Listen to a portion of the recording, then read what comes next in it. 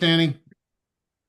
Well, we're going to have part two of the Gator preview.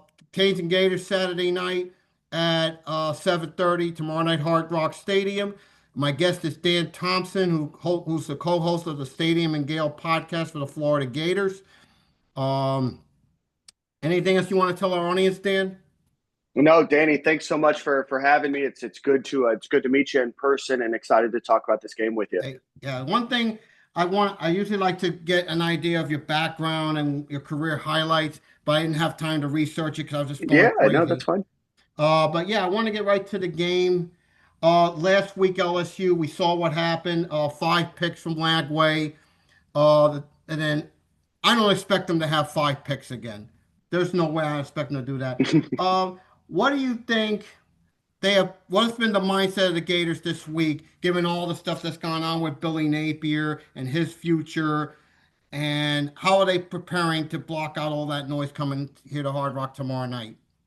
Yeah, Danny, the noise is loud. This is probably the loudest it's been in a number of years in Gator Nation. And Billy Napier, the players, they say that they're drowning out the noise and they're trying to focus at the task at hand. And obviously, going into the season, I think a lot of Gator fans expected the Gators to not be 1-2 right now, maybe a chance at 2-1. I think a lot of fans were optimistic by the way that the coaches and the players spoke at the beginning of the offseason that they might be 3-0, and this could be a marquee ranked matchup. But I still believe Florida is talented. I still believe that they have some talent to be able to match up against Miami. I'm just not sure, how you drown out all the noise, right? DJ Lagway, has struggled mightily this year, and he hasn't been able to practice a ton going into this year. So as he continues to get more comfortable, he's 19, 20 years old. So how does he move on from last game is going to be important.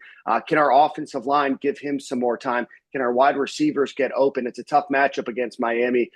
So this team's got to be ready to fight early and score some touchdowns when they get in the red zone. Yeah, 366 last week against LSU, 79 yards, 287 passing.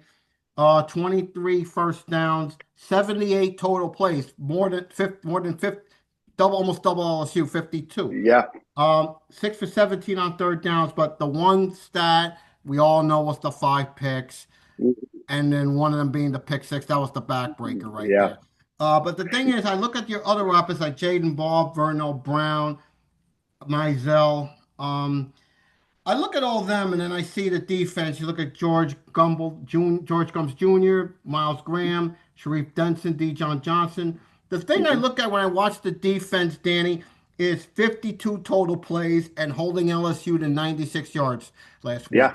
Does that give the Gators like some kind of confidence coming into this game, knowing what they You did hope last week? so. Yeah, you hope so, Danny. The Gators defense has only given up two touchdowns all season, right? So they're doing their part. In George Gums, Tyreek Sapp, Florida's lost Caleb Banks for this game to a Yeah, foot injury, and three that defensive tackles out, if I yeah, we're understand it. yeah, we're really down. We're down deep, and one of the guys that's playing is a guy that spit on a guy a couple weeks ago. So it's just kind of a sad state of affairs at that position. But regardless, Florida does have some strong defensive ends. They've got Yes. some ability to make a push. Miami's offensive line is a strength, and obviously going to be the best offensive line that Florida's going to play this year as a defensive unit. I like Florida's linebackers a little bit more than Miami's linebackers. And I think if you look at the starters, maybe except for Sharif Denson, but that's a question mark there. Florida's had some questionable safety play. I think they're fine at the defensive back group. I think it's going to be indicative I think it's going to be incumbent on the Gators to try to force some pressure on Carson Beck to force some throws. If he has a long time in the pocket and his receivers, CJ Daniels, Malachi Tony, the guys that you have on your team, Yeah. it might be a tough night for the Gators. So I know Carson Beck throws a lot. Most of his passes seem to be either behind the line of scrimmage or up to the 10-yard mark. But I also know that it can beat you deep. So the Gators linebacker group is going to have to close some of these holes because I know Mark Fletcher is good too. So, the Gators defense is up for a challenge in this game. But so far, none of the losses the Gators have is at all on defense and maybe just one bad, grouping of plays against USF at the end of the game. But other than that, they've been quite a stout That's a defense. that's a dangerous opponent. That's going to be a Yeah. desperate opponent coming into Hard Rock tomorrow night. Yeah. Oh yeah, we know that. special teams, Tommy Dolan and Trey Yeah. Smack. I've heard someone say they don't take special teams seriously. What's your take on that? Yeah, no, they don't. I mean, kicking and punting is fine, but Florida's been without a block kick or a block field goal for quite some time. I don't even remember. I think maybe once or twice during Billy Napier's career. Urban Meyer used to really highlight special teams as an opportunity to get on the field, and Florida just doesn't look at it that way, or Billy Napier doesn't look at it that way. So from a punting unit, Tommy Doman's a great punter, University of Michigan transfer, and Trey Smack, while he started a little rocky, has made every kick since missing three against LIU and only missed three kicks last year. So he's solid. He's got some boot on him, but I think to beat Miami, Florida's going to have to score some touchdowns, which their offense has only done twice this Okay, year like you said, you against talked a little bit FBS how opponents. UF is dealing with Carson back. Of course, you've seen Yep. him at Georgia twice Yep. Yep. when they played when he's at Georgia. What is the most intriguing one-on-one matchup you're going to be looking for in this game? I think it's going to be Samson Okinola against either George Gums or Tyreek Sapp, whoever lines up in front of him. That's going to be a big matchup. Tyreek Sapp, in my opinion, is Florida's best defensive lineman without, Caleb Banks in this game. So the Gators really need to find a way to create pressure on Carson Beck. The last time the Gators played Carson Beck, they forced three interceptions. That was the game Last that year. DJ Lagway got injured, and Florida ends up losing that game with their backup in. But what they did to force Carson Beck was they got him under pressure, and so far this season, your offensive line has done a great job of keeping him clean. I think he had Yeah. one or two interceptions against Yeah, that was USF, two but against USF last week, and all. yeah, but I mean, Basically, because what happened there was, I think there was like he didn't get the good read. I mean, he yeah. forced those throws, but mainly, like you said, listen, the line we have here, I think is better, honestly, better than Georgia's line. Mm-hmm. Oh, absolutely. No, I would put Miami as a top unit in college football right now. And what's funny, Danny, is I would have probably had Florida as a top five, top 10 offensive line group.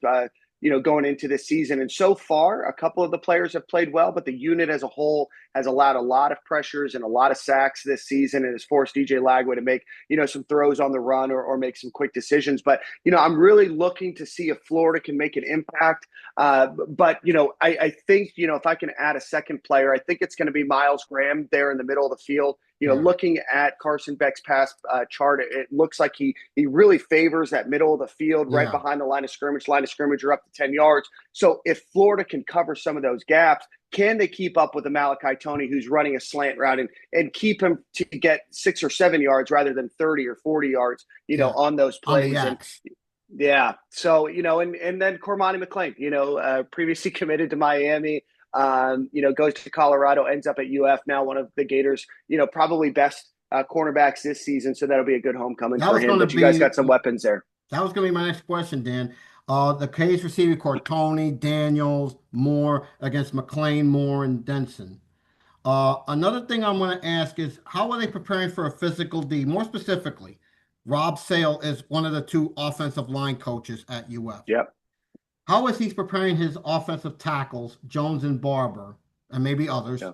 to go Yeah. against Bain and Mesidor on the edge?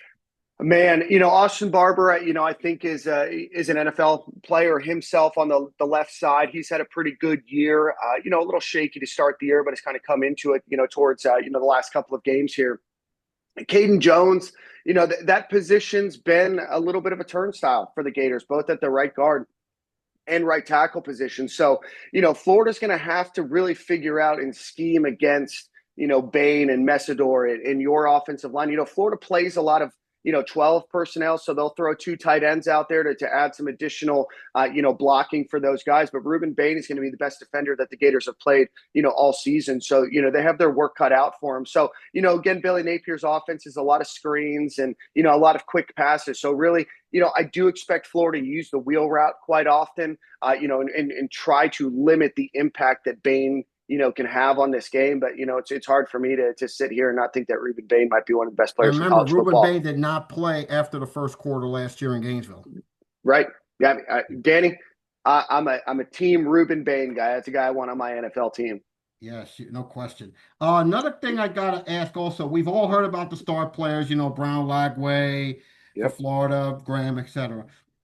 A question I have for you, who is a less heralded player that for UF who could have an impact in this game, a big impact? Yeah, yeah, Bryce Thornton, I think, could have a big game. One of Florida's safeties. He reminds me a lot of Florida Gators legend Ahmad Black back there. You just kind of always around the ball. Has had some good interceptions this season, or pardon me, a couple fumble recovers. Just being around the ball, I think that he's going to be a guy that last line of defense. And I think that Miami's going to have the ability to get past our cornerbacks at times. So I think you might see a big game out of him. We talked about Jaden Ball. You mentioned Vernell Brown. He is still a freshman. He's Florida's kick returner, punt returner, leading receiver on the season. So Florida needs some other guys to step up there, right? So it's kind of hard to believe that a freshman is leading the team in punt and kick yard and receiving 3 games into the year when you have Trey Wilson and J. Michael Sturdivant and Aiden Mizell. I'd love to see more Aiden Mizell in this game. Probably Florida's best receiver this season, and has only played 9 snaps last game. So got to see a Wow. little bit more out of I him. think I'll see Yeah. more myself for sure. Keys to the game. We'll get to the keys to the game. What is the single most important factor for UF to win this game? Is it controlling the line of scrimmage, winning the turnover battles? It's something else entirely, Dan. All of it, man. Right now, it's DJ Lagley's decision making. All 5 of those interceptions last week, Dan. You're not sure if you watched the game. All 5 of them were into at least double coverage, if not Yeah. triple coverage. It was reading, where the safety wasn't. Or pardon me, he's throwing where the safety was instead of looking at where he wasn't. Sometimes I think he tries to force passes and make that big impact play rather than focus on getting the chunk play or getting the short yardage plays or the chunk plays or even throwing the ball away. So I think decision making is number 1, and number 2 is giving Jaden Ball the ball more. There's no reason that Florida should be throwing the ball 59 times in a game. Yeah, No reason at all. when I looked at the USF game 2 weeks ago, that UF had that game won. Let's be Yeah, honest, Andy. They had that game won. I think to me, the reason they lost that game, and I'm not taking anything away from USF. yeah, same. I say the clock management was an issue Mm-hmm. in that game. If it's in the similar situation tomorrow night, does Billy Napier do a better job clock managing the game? I'd like to say yes, Danny, but we're 3 games into year 4, and we've not seen really any improvement. So it's Mario Cristobal has had some of his Yes. flaws in clock We've had the management, things of Mario that nature, specials, as we but call them here. yeah, I'll tell you what, I think Florida's biggest disadvantage right now is on the sideline. Florida's been a predictable offense. They've been struggling with clock management. They struggle with calling timeouts at improper moments. So, Florida's really going to have to be, on their toes and ready to go for this game, because this is a game where I think Florida can battle. But if they commit some costly, penalties and they don't control the clock, then it's a game that could get out of hand if they're not Yeah, I looked at Florida. I careful. say Florida to me. I said this is a dangerous opponent. We know that's going to come. They're going to be a desperate team coming in, like I said earlier. And another thing I look at, I'm going to ask. Okay, I'm going to get Dan. Dan, I got to get you out of here on this. 2 things. Yeah. Do you have a gut feeling how this one will shake out, and what's your reasoning? What's your prediction? Yeah, I think that Florida's going to look like a better team than they have. I think that there's a lot of reason why. I think going into Miami, a lot of guys recruited by Miami, and I think Florida players are tired, right? Like they hear the noise about Billy Napier, they hear the noise about the program. I don't think these guys forgot how to play football. I mean, these guys were recruited by, Miami and Alabama and Texas and Texas A&M, Notre Dame, all of the big schools in the country. They didn't forget. Now it's just a matter of being smart, playing good physical football, knowing your assignment, and not trying to play hero ball. Florida's never going to be able to get into, an air raid attack against Miami. Play your game, play it smart. Billy Napier's offense can put, even the most caffeinated person to sleep, but play your game. Don't try to be something that you're not, and don't throw the ball 49 times in a game with a quarterback that only has, 3.5 weeks of practice. Yeah. Okay, Danny. But I'll let you out of here with this. What's the best way to listen for your listeners to connect with you or follow your work? And any final thoughts you want to leave your audience with? Yeah, absolutely, Danny. Thank you for having me on. Stadium and Gale is the podcast. I know a lot of your listeners probably know me, and I appreciate you extending the olive branch here. I know Miami fans don't necessarily love me. I've gotten into some trolls with Mr. Ruiz, etc. But consider this as a an olive branch from me to your fan base, and know that it's nothing personal. It's all fun and games. But Stadium and Gale is the podcast. We record every Monday night. It drops every Tuesday, and then during the season, we also record on Fridays. And best of luck with everything, man. Enjoy your time down in South Florida, and we'll talk soon. Thanks, man. Thanks, Danny, for having me on. Thanks for coming on. Greatly appreciated. We'll definitely have to get together again down the road. Absolutely, man.